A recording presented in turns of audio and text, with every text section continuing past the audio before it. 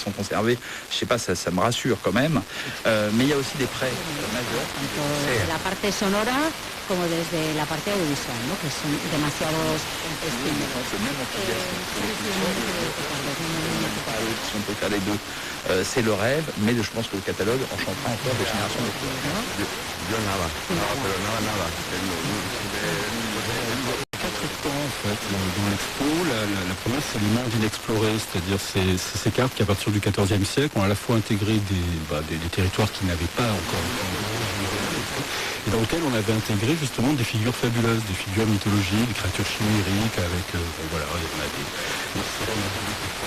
peuples sauvages vivants nus, qu'est-ce qu'on a encore? On a des géants anthropophages, on a des peuples de petite taille attaqués par des hérons, des choses absolument merveilleuses.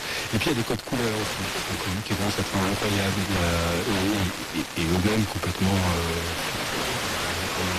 notamment dans les cartes, dans les cartes qui sont après celles de Marco Polo, après celles du devisement du monde, sont à diviser, comme un espace en on a des déserts qui sont dessinés en vert, comme des grandes prairies. Enfin, on a des choses comme ça complètement magnifiques. Après, on a des mondes légendaires. Les mondes légendaires, c'est ceux, justement, on disait chez Marco Polo, il y a le royaume du prêtre Jean, enfin, avec son combat contre Gengis Khan, mais c'est l'Atlantide, c'est l'Eldorado.